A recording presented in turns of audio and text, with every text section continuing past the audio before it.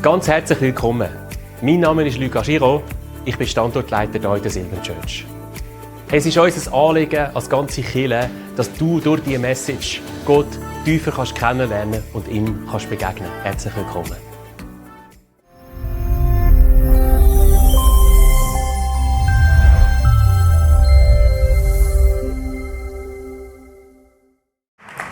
Ja, über die, wenn die Kinder so kommen, dann sagen die einen, ja, wie herzig und so weiter. Und das ist sicher auch so. Aber sie haben uns etwas ganz, ganz Wichtiges mitteilt heute Morgen. Dass Gott die Menschen, uns Menschen, über alles liebt. Und dass Gott Menschen sucht, die den Weg zu ihm wirklich auch finden können. Dass Gott den Weg gemacht hat zu uns, dass Gott zu uns gekommen ist, hat jemand vom Gottesdienst gesagt, das ist schon gewaltig. Gott hat so einen langen Weg gemacht zu uns und wir haben eigentlich so einen kurzen Weg zu ihm. Ja, ich habe heute Morgen die Laterne mitgenommen, weil der Gott auch gekommen ist, um unserem Leben eben durch seine Botschaft, durch sein Leben Orientierung auch zu geben. Und heute Morgen heißt das Thema in diesem Zusammenhang über Jesus, über den Messias. Er heißt Wunderrat. Er hat Rat für uns. Der Jesaja nennt ihn wunderbaren Ratgeber. Also jemand, der nicht nur weise ist, jemand, der uns nicht nur leiten kann, sondern jemand, der gut ist, jemand, der heilsam ist, jemand, der unser Leben zutiefst verwandeln kann, ein göttlicher Ratgeber wirklich kann sein. Und brauchen wir das nicht alle auch? Wer von uns hat nicht Situationen irgendwo am Arbeitsplatz, wo er sagt, hey, ich weiss nicht genau, wie es weitergeht. Vielleicht in einem Geschäft, das man leitet, wo man in einem grossen Entscheid drin ist. Vielleicht in einem Projekt, wo man irgendwo ansteht und sagt, hey, jetzt weiss ich nicht, wie es weitergeht. Und dann natürlich das andere, und das ist noch viel komplexer, das sind oft Beziehungsfragen. Wie gehe ich um mit dieser Person? Hey, kommt das je wieder gut? Ich kann mich erinnern, aus einer Kleingruppe haben wir eine Frau, und sie ist, vor etwa 3 Jahren hat sie zu Jesus gefunden. Und sie hat jahrelang keinen Kontakt gehabt zu ihrer eigenen Schwester. Und sie hat gesagt, ich weiss nicht, was passiert ist, aber seit ich Jesus gefunden habe, nach einem Jahr etwa, hat sich die Türen aufgetan und wir haben zum ersten Mal nach Jahren wieder Kontakt miteinander. Er ist ein wunderbarer Ratgeber, auch in Beziehungsfragen. Christen fragen sich, wie kann ich den Glauben an Jesus gewinnend leben? Wie kann ich anderen Menschen von dieser Hoffnung erzählen? Aber es gibt auch Schicksale in unserem Leben. So Sachen, die wir nicht haben wollen. Sachen, die plötzlich da sind, eine gesundheitliche Herausforderung. Irgendetwas, eine schlechte Nachricht, etwas, das schief läuft. Und fragen uns dann, wie geht es weiter? Und die Liste könnte man unglaublich verlängern. Und ich denke, die meisten von uns, die da sind, könnten irgendeine Geschichte erzählen und sind vielleicht heute Morgen da und sagen, ich wäre so froh, ich hätte irgendwo einen Rat in meinem Leben, in einer Situation drin. Wir sagen ja im Volksmund, guter Rat ist teuer.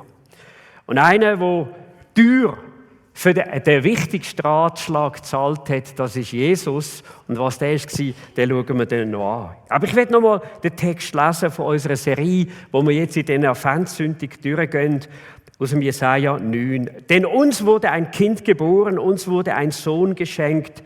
Auf seinen Schultern ruht die Herrschaft. Er heißt wunderbarer Ratgeber, starker Gott, ewiger Vater, Friedensfürst. Seine Herrschaft ist groß und der Frieden auf dem Thron Davids und in seinem Reich wird endlos sein. Wow, das ist eine gewaltige, starke Aussage. Darf ich noch schnell den Timer haben? Danke vielmals. Ja, ihr wollt ja nachher auch noch zu Mittag essen und so. Jesus, der Messias, er ist gekommen, um uns diesen Ratgeber wirklich zu sein. Und die Frage ist, wie kann der Gott für dich und für mich zu dem wunderbaren Ratgeber werden? Und ich glaube, das Beste, was wir machen heute Morgen zuerst einmal, ist überhaupt uns die Frage, ja, wie hat denn Jesus das irgendwo auch gelebt? Was haben die Menschen mit dem Jesus erlebt? Und ich sage es manchmal so, ich schwärme so gern über jemanden und das ist über Jesus. Und wenn ich anschaue, wie er Menschen Rat hat gegeben, da sind Menschen gekommen mit grossen Sorgen zu Jesus. Und er hat den Menschen gezeigt, los mal, ihr müsst nicht mit Sorgen leben. Es ist zwar etwas Alltägliches für die meisten, aber weißt du was? Wenn ihr Gott kennenlernt, dann geschieht etwas, dann dürft ihr eure Sorgen nehmen, dürft sie Gott anvertrauen. Warum?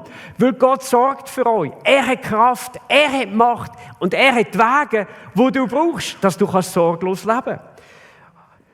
Andere sind gekommen und haben Jesus gefragt, ja, wie soll ich mit meinem Nächsten umgehen? Und Jesus lehrt sie das riesige Geheimnis, was es heisst, zu vergeben, zu vergeben, zu vergeben. Immer wieder Menschen zu vergeben. Nicht bitter zu werden im Leben. Nicht zu resignieren. Oder die römischen Soldaten sind mal gekommen zu Jesus und haben gesagt, hey, wie sollen wir leben? Und Jesus sagt ihnen in anderen Worten, hey, weißt du, ihr seid zwar Menschen mit enorm viel Macht, ihr seid trainiert für Gewalt, ihr seid trainiert, andere Menschen zu zwingen, Sachen zu machen, aber weißt du was?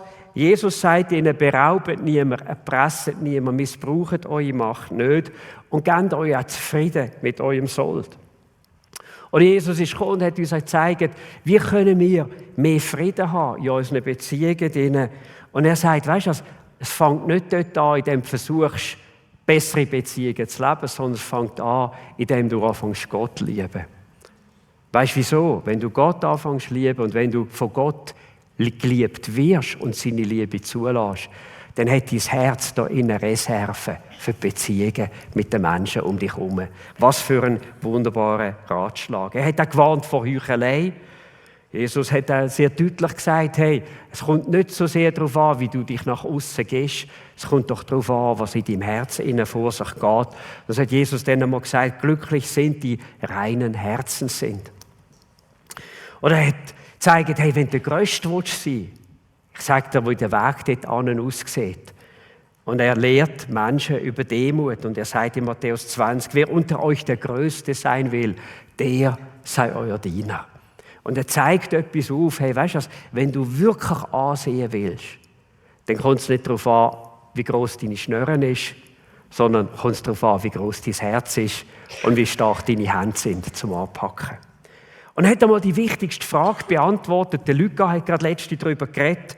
Nämlich, wie können wir überhaupt glücklich leben auf dieser Welt? Und er sagt, Jesus, glücklich zu preisen die arm sind vor Gott, denn ihnen gehört das Reich der Himmel. Das heißt, die Menschen, die sich eingestehen, mir fehlt etwas. Und sich an Gott wenden. Und was erleben sie? Sie werden beschenkt von dem lebendigen Gott. Die Frage ist, wie kann denn der Jesus uns ein guter Ratgeber werden? In Sprüche 3, 5 bis 7 gibt eigentlich noch, schon bevor Jesus gekommen ist, gibt einer von denen, der gelost hat auf Gott, uns ganz, ganz einen wichtigen Text, der mein Leben auch immer wieder begleitet hat, in diesen Fragen, die ich selber hatte. Es heisst, vertraue von ganzem Herzen auf den Herrn und verlass dich nicht auf deinen Verstand. Denke an ihn, was immer du tust, dann wird er dir den richtigen Weg zeigen. Bilde dir nichts auf deine Weisheit ein, sondern fürchte den Herrn und meide das Böse. Also in diesem Bibeltext sind eigentlich ganz 3 entscheidende Ratschläge drin, wenn wir möchten, dass der lebendige Gott, der alles weiß, der alles kann, dass er uns führt. Und das heisst zuerst einmal, weißt du, du musst lernen, Gott zu vertrauen. Schau, Gott ist nicht irgendwie ein Automat. Gott ist nicht irgendwie ein Parkautomat, kannst du winten und dann ist die Rechnung gezahlt oder irgendeine Dienstleistung oder was du hast kaufen, ist postet.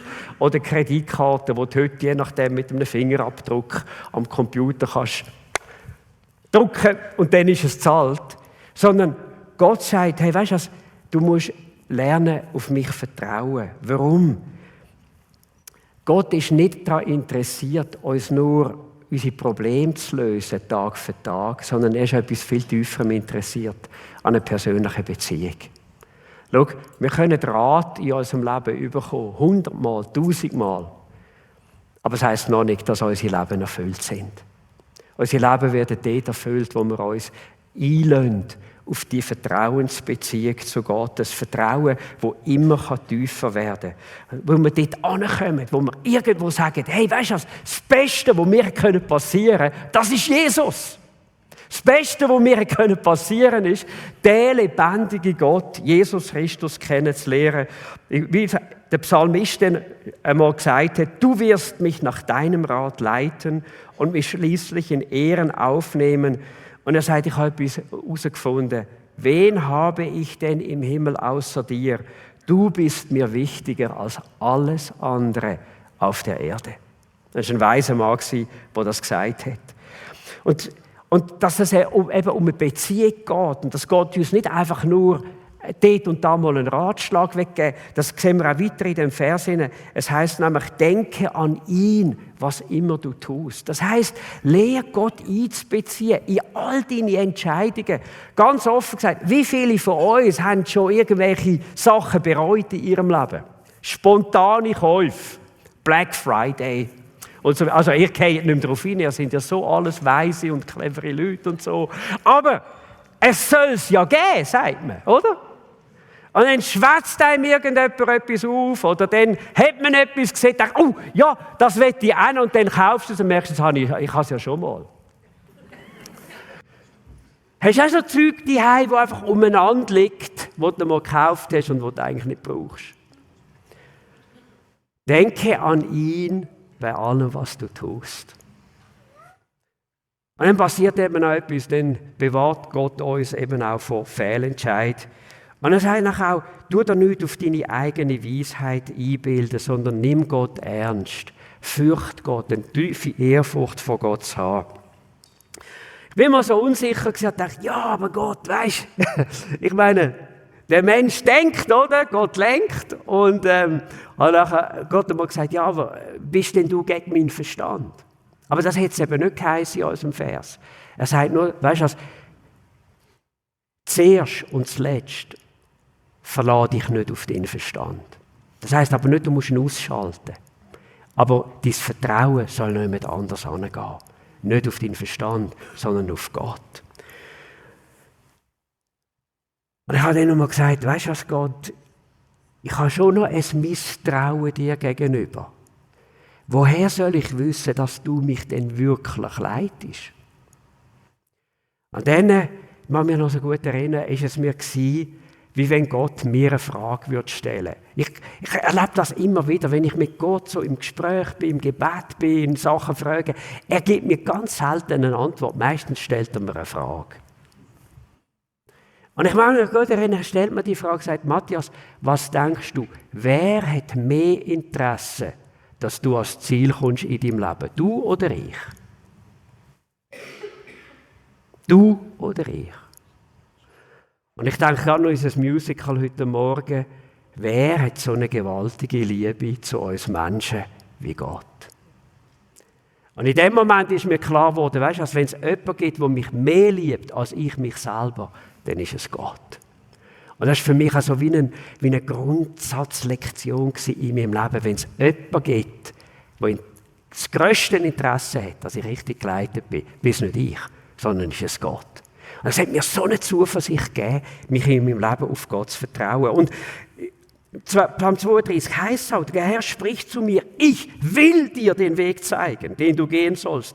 Ich will dir raten und will dich behüten.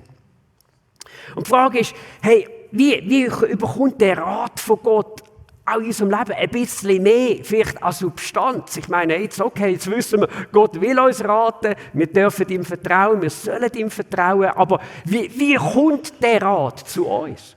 Und etwas vom Wichtigsten, was wir lesen in der Bibel, ist das, dass Gott zu uns redet und uns seinen Rat gibt durch sein Wort, durch die Bibel. In Psalm 119 heißt, ich habe Freude an deinen Weisungen, denn sie sind mir gute Ratgeber. Ich bin entmutigt und verzweifelt, erneuere mich durch dein Wort. Was heißt das? Gott will uns Rat geben durch sein Wort, durch die Bibel.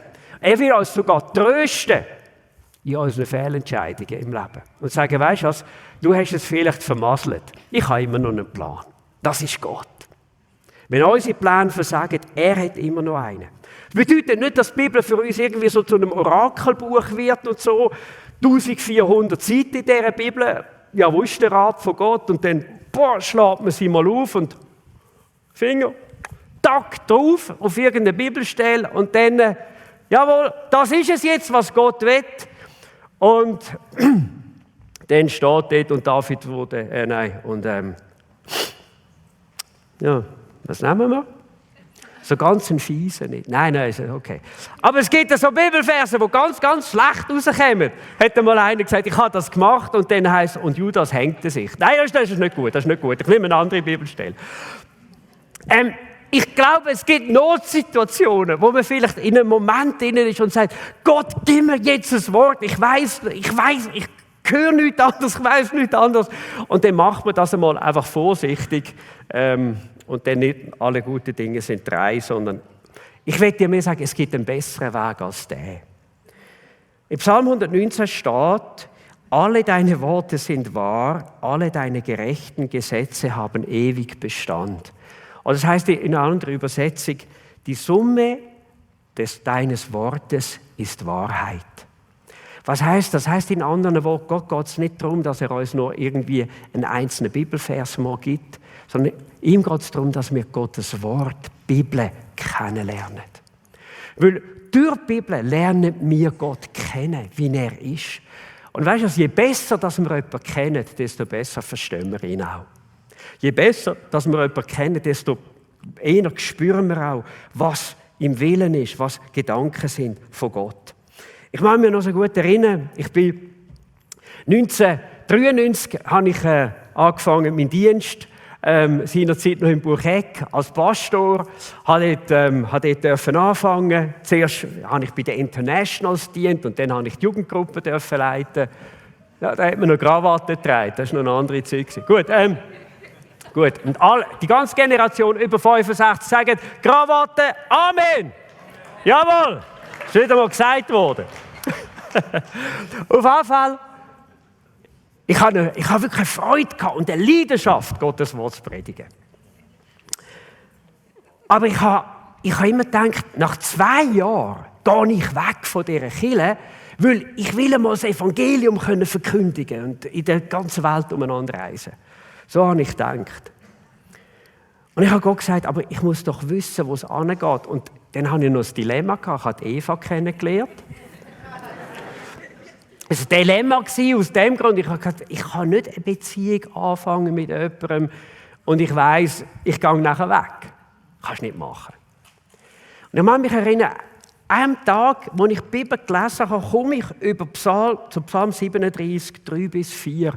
Und dort war es nicht nur einfach ein Bibeltext für mich, sondern es war in dem Moment wie ein Vers, wo Gott vatergrad zu mir redet. Vertrau auf den Herrn, Matthias, tu Gutes, bleibe im Land, sei zuverlässig und treu. Freue dich über den Herrn und er wird dir Eva geben, die du die... Okay. Ich kann mich erinnern, als ich den Text gelesen habe ich zuerst einmal gelesen, eine andere Übersetzung, er sagt, bleibe im Land und übe Treue. Und ich habe in dem Moment gewusst, weißt du, das ist nicht einfach nur ein Bibelvers, der da steht, was heisst, hey, lern treu oder so, sondern bleibe im Land. Tack! Es war ein Wort für mich. Ich habe gewusst in dem Moment, ich bleibe in Zürich. Ich bleibe da. Ich werde nicht ins Ausland gehen. Gott will, dass ich da bleibe. Es war da innen im Herzen wie klar gewesen. Ja, das war 1993, das ist jetzt über 30 Jahre her. Und ich habe gewusst, bleib und bist treu. Tu den Menschen, mit denen du unterwegs bist, gut. Das ist Gottes Auftrag an dich. Und es ist gut gekommen, genau. Die Eva ist immer noch da. Halleluja. Genau, sie hat es ausgehalten mit mir. Seit 1997. Also Gott will uns durch sein Wort raten, aber die Frage ist, liest du Gottes Wort auch? Oder vielleicht brauchst du an dieser Weihnacht einen neuen Schub, um zu sagen, weißt du, ich will mal anfangen, die Bibel zu lesen und dann fängst du ja im Neuen Testament zu lesen. Lies sie nicht nur als Orakelbuch, dort und da mal, wenn es dir schlecht geht, sondern lies sie jeden Tag neu und sag, Gott, ich will dich besser kennenlernen und Gottes Rat in deinem Leben wird klarer werden. Gottes Weg für dein Leben wird klarer werden. Und das Zweite, wie Gott uns leitet, das ist so ein bisschen mehr, wir würden vielleicht heute sagen, eine metaphysische Ebene. Aber es ist eine Realität und das ist, dass Gott uns durch seinen Geist, durch den Heiligen Geist, will leiten. Schaut, Gott führt uns manchmal auch einfach zusammen. mit Menschen, die uns einen mega guten Ratschlag haben. Ich glaube, etwa die geschieht das in unseren Kleingruppen. Wenn wir zusammenkommen und jemand sagt einen Satz, jemand zitiert etwas, jemand sagt etwas, was er erlebt hat und plötzlich weißt du was, jetzt redet Gott zu mir. Und das ist etwas von dem Coolen, was geschieht, wenn wir uns und wenn sich eine Kirche in ihren Kleingruppen trifft. Dort leben wir die praktische Nachfolge von Gott. Wir helfen einander, auf Gott zu hören. Aber es gibt dort drüber jemanden, der präsent ist, und zwar, wo jeden Tag in unserem Leben präsent ist, wenn wir uns zu Gott wenden, und das ist die Person vom Heiligen Geist. Und Jesus hat gesagt, ich werde den Vater bitten und er wird euch einen anderen Ratgeber geben, der wird euch nie verlassen. Er ist der Heilige Geist, der in alle Wahrheit führt. Und Jesus sagt in anderen Worten, ich werde mal zum Vater gehen. Ich bin gekommen als Kind, als Baby auf die Welt. Und Jesus ist gestorben, Jesus ist auferstanden und er ist zur Rechten vom Vater heute. Aber die Jesus nachfolgen, die sind nicht allein. Die haben den Heiligen Geist bekommen. Das ist jemand, der wohnt in uns, jemand, der da innen präsent ist. Und wir nehmen die Stimme von dem Heiligen Geist ganz selten akustisch wahr. Also ich habe noch nie irgendwie eine Donnerstimme vom Himmel gehört und gesagt, Matthias, ist super, dass du groß und stark wirst oder irgendwie so etwas. Nein, das ist noch nie passiert.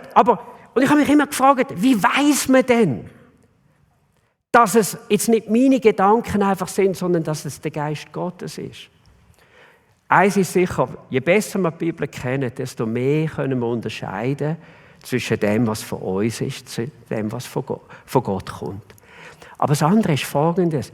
Die ihr Leben Jesus wirklich anvertraut haben, wie es auch die Kinder am Schluss gesagt haben, wo die Engel grosse Freude haben, wenn sich jemand Gott zuwendet, die überkommen etwas und man nennt das Zeugnis vom Heiligen Geist oder Bestätigung vom Heiligen Geist. Es ist das Wissen, das du hast in deinem Herz, ich bin ein Kind von Gott. Darf ich mal fragen, wie viele kennen das in ihrem Herzen? Weißt du, wer das ist? Das ist nicht, weil dich da Silber oder die Freikirche da irgendwie überschnürt hat, etwas zu glauben. Das ist die Realität und die Präsenz von der dritten Person von der Gottheit, vom Heiligen Geist, wo dir da innen die Überzeugung gibt, ich weiß, ich gehöre zu Gott. Ich weiß, ich bin ein Kind Gottes. Und wenn du das noch nicht hast, ich will dir sagen, weißt du, das ist ein Geschenk, das Gott jedem Menschen will geben. Ein Geschenk in dieser Person vom Heiligen Geist, wo jeder Mensch könnte erfahren, wenn er es will und wenn er sich öffnet für Gott. Und ich mag mich erinnern, als ich dann seinerzeit in der Entscheidung war, wo soll ich überhaupt hingehen? Im Sinn von Kirche, nach der Bibelschule, nach dem Bibelseminar, habe ich so zwei grosse Optionen gehabt. Die erste Option wäre Frutigen im Berner Oberland. Und das hat mir geheimelt. Es ist so etwas, Frutigen, das Berner Oberland ist schön, oder? Und so singen wir. Und ich hatte so wirklich ein gutes Gefühl gehabt. Frutigen, hey, in den Bergen, mit dem Mountainbike, für Jesus predigen. Und die andere Option war Zürich. Zürich. Dort sind Zürich-Schnorris. Riesenstadt. Die besten Universitäten, die es gibt auf dieser Welt. Und ich, der Matthias, dort hin, hat kein gutes Gefühl ausgelöst. Und dann habe ich gebetet und habe gesagt, Gott, was willst denn du? Und ich kann mich erinnern, Gott redet zu mir, wieder durch eine Frage. Er gibt mir praktisch nie eine Antwort, aber immer eine gescheite Frage. Und er sagt, Matthias, was denkst du, wo kannst du mehr lernen? Und ich habe beide Kirchen gekannt, beide sind mega coole Churches, bis heute. Aber ich habe sofort gewusst, das ist die Frage, die für mich entscheidend ist. Wo lernst du mehr? Und ich habe sofort gewusst, das ist Zürich. Ich habe es nicht bereut. Das ist der Rat. Ja, und zwar nicht wegen der Kirche, sondern ja, wegen den Menschen, wegen euch, mit euch unterwegs sein und Geschichte schreiben für Jesus. Die Frage ist, wie bekommen wir, wie bekommen wir den Rat, wie bekommen wir den Heiligen Geist in unser Leben hinein? Und da möchte ich zum Abschluss von dieser Predigt heute Morgen auf den grössten Rat eingehen, wo Jesus uns Menschen gegeben hat. Und der Rat, der kommt immer wieder vor in der Bibel. Und ich wünsche mir so sehr, es würden so viel mehr Menschen auf den Rat hören. Wenn sie ihn hören. Jesus, er redet selber da durch seinen Geist, durch den Petrus, in dieser ganz berühmten Pfingstpredigt in Apostelgeschichte 2. Und jetzt redet Gott zu den Menschen und er redet auch zu dir. Und er sagt, kehrt euch ab von euren Sünden und wendet euch Gott zu. Lasst euch alle taufen im Namen von Jesus Christus zur Vergebung eurer Sünde. Dann werdet ihr die Gabe des Heiligen Geistes empfangen. Weißt du, was Gott dir da ihnen sagt? Er gibt dir ein Versprechen. Du kannst Gott selber in deinem Leben haben, die Person vom Heiligen Geist, wenn du etwas machst. Du sagst dir, ich will ein Leben, Denkweisen, Handlungsweisen, wo Gott nicht gefallen, ich will das hinter mir lassen. Und ich will mein Vertrauen auf Jesus Christus setzen, weil ich erkenne, Jesus hat am Kreuz von Golgatha meine ganze Schuld getragen. Jeden Fehlentscheid, jedes Nicht-Hören, jedes Machen, obwohl ich es eigentlich besser gewusst habe. Jesus hat für das gezahlt am Kreuz von Golgatha und er will mich, mein Herz reinwaschen. Und das ist der Grund, warum wir die Taufe feiern. Übrigens, letztes Jahr haben wir in unserem Standort 78 Leute gehabt, die sich taufen lassen. Das ist eine riesen Freude. Menschen, die genau das gemacht haben. Und ich möchte dich heute Morgen einfach zuerst einmal fragen, weisst du, dass du das Kind Gottes bist? Weisst du es, weil du den Heiligen Geist hast? Und wenn du es noch nicht hast, dann möchte ich dir sagen, heute Morgen ruft Gott dich durch seine Liebe.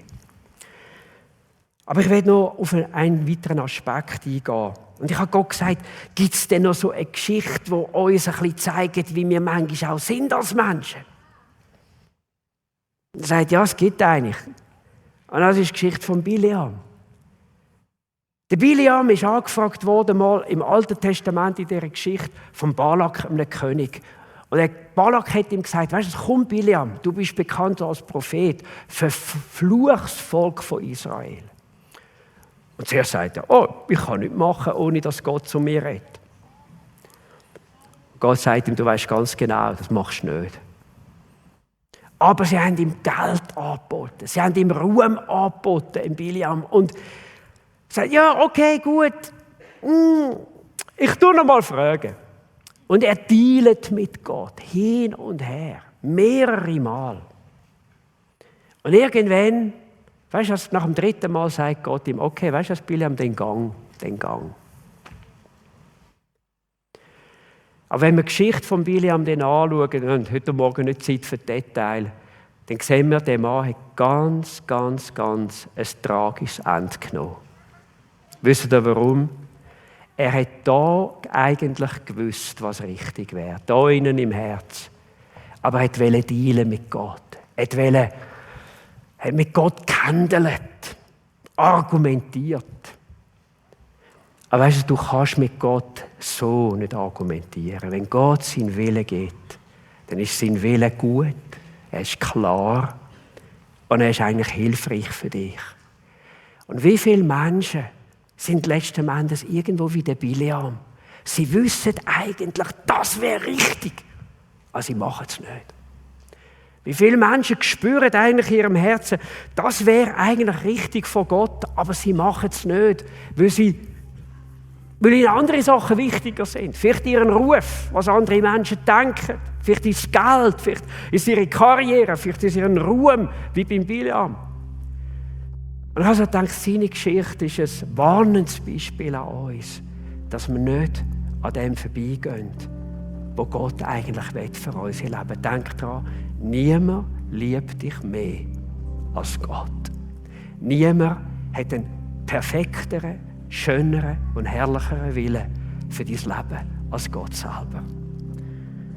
Und ich glaube, das führt uns dort an, wo wir irgendwo sagen, weisst du was, wenn wir wirklich weise sein wollen, dann lassen uns Menschen werden, die Gott kennenlernen und Menschen, die auf ihn hören, als der gute Ratgeber, auch im Alltag. Und wisst ihr, was Schönes ist? Der gute Ratgeber, der ist nicht einfach irgendwo, sondern der gute Ratgeber hat gesagt, siehe, ich bin bei euch alle Tage bis ans Ende der Welt. Und weißt du, was wir heute Morgen jetzt machen dürfen? Wir dürfen mit Gott reden. Wir dürfen beten. Wir dürfen ihn um Rat bitten. Und wir dürfen auf seinen Rat hören. Vielleicht weisst du ganz genau heute Morgen, hey, das wäre eigentlich mein Schritt mit Gott. Vielleicht ist es wirklich das, dass du heute Morgen umkehrst und sagst, ich komme zu Gott, ich will mein Leben ändern. Vielleicht ist es das, dass du sagst, hey, ich weiss eigentlich, was ich zu tun hätte, dort und da in einer Beziehung oder im Geschäft, aber mir fehlt vielleicht der Mut. Vielleicht stehst du vor einer Entscheidung und sagst, ich weiss wirklich nicht, wie es weitergeht. Weisst du was? Wir dürfen beten heute Morgen. Wir dürfen uns an den guten Ratgeber wenden. Wenn wir ihn anrufen, wenn wir zu ihm kommen, ist er da und er will reden. Lasst uns doch aufstehen miteinander. Und Herr, so wollen wir heute Morgen einfach ins Gebet gehen, wollen dir Danke sagen, dass du, Jesus, als der wunderbare, gute Ratgeber da bist. Und wir wollen nicht sein wie ein Biliam im Alten Testament, der nicht hören wollte.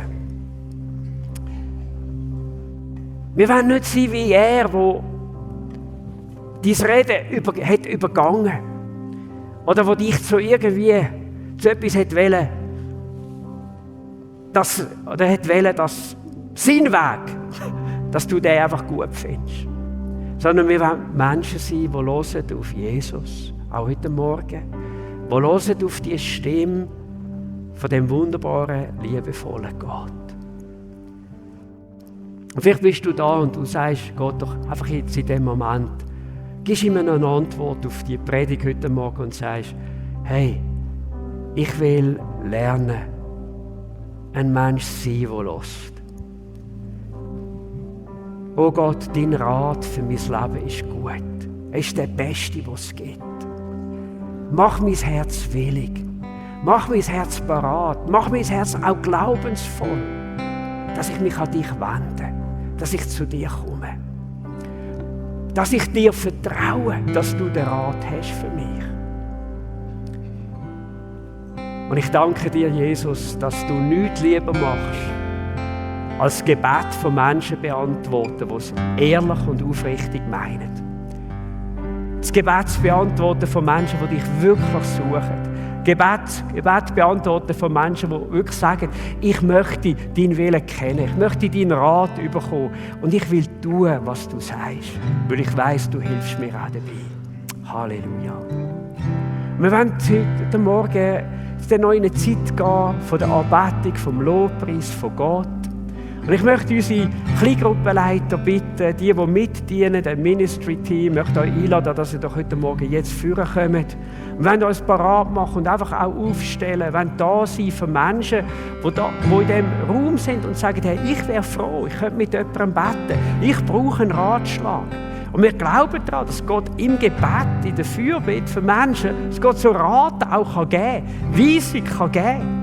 Dass er im gemeinsamen Gebet den Himmel öffnen kann und plötzlich bekommst du Klarheit und du weißt, das und das ist dran. Oder du bist da und du sagst, ich bin eingeladen worden. Ich will jetzt das mit Jesus. Dann darfst du auch kommen und darfst mit dir beten lassen. Wir zeigen dir, wie Jesus heute Morgen zu dir kommt, dir deine Sünde vergibt, dir ein neues Leben schenkt. Das beste Leben, das es gibt auf dieser Welt. Darf ich unsere Mitarbeiter bitten? Please. Kommt doch führen, stellt euch auf, macht euch bereit zum Gebet. Und in dieser nächsten Zeit, wenn wir in den Lobpreis gehen, mit unserem Worship-Team, möchte ich dich einladen, wenn Gott zu dir geredet hat, komm doch einfach heute Morgen auch führen zu einem von diesen vielen, vielen Menschen, die da sind. Und wir beten miteinander. Wir stehen ein. Wir kommen auch von Gott mit im Leben. Vielleicht brauchst du ein Wunder, vielleicht brauchst du ein Eingreifen von Gott. Wir glauben, wir haben einen guten Gott und wir glauben, wir haben einen mächtigen Gott. Einer, für den nichts unmöglich ist, wenn wir zu ihm kommen und uns im Gebet an ihn wenden. Die Zeit ist frei. Du darfst Gott loben und preisen, an deinem Platz ihn gross machen oder du darfst führen kommen zum Gebet. Die Zeit ist für dich und die Zeit ist für das, was Gott in deinem Leben will tun. Amen. Danke vielmals, bist du heute dabei gewesen. Wir hoffen, dass die Message dir geholfen hat, Gott tiefer kennenzulernen und mit ihm vorwärts zu kommen. Falls du Fragen oder Anmerkungen hast, würden wir uns freuen, von dir zu hören. Melde dich einfach über unsere Homepage www.silbern.church. Wenn die Botschaften für dich ein Segen sind, würden wir uns über deine Unterstützung freuen. Es hilft uns, weiter das zu machen, was wir tun. Du kannst das ganz einfach über die eingeblendete Twint-Code machen. Natürlich gibt es auch noch andere Möglichkeiten, die findest du auf unserer Homepage unter www.silbern.church/spenden. Hey, und so wünschen wir dir Gottes Segen und seine Power. Bis gleich.